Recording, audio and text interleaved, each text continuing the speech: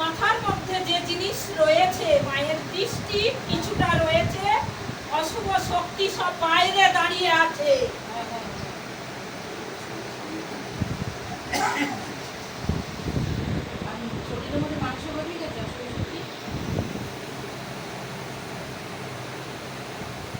রক্ত জাতীয় জিনিসও বহন করা হয়েছে।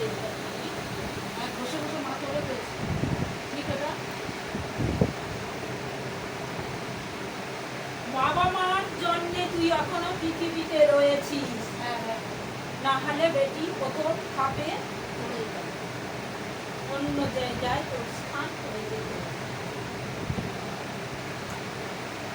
অবস্থান থেকে তোকে মাটি তুলে নিয়ে এসে গায়েও ছড়ানো হয়েছে।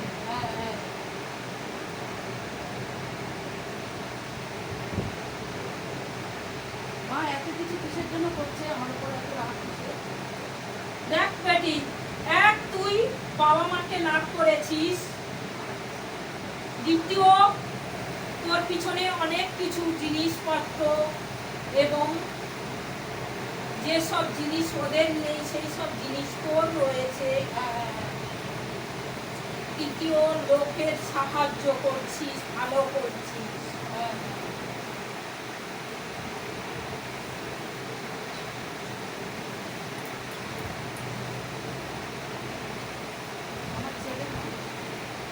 ও ঠিক হয়ে যাবে, ওকেও নিয়ে আসবি, ওর পেটে ঔষধ রয়েছে। ও আসতে চায় না। ও আসবে কি করে? ওকে প্রথমে জল এখান থেকে পড়িয়ে নিয়ে যে খাওয়াবি, গায়ে ঔষধ মাখাবি, আর একটা কবচ দুটা ধারণ করে দিবি। ও বিশ্বাস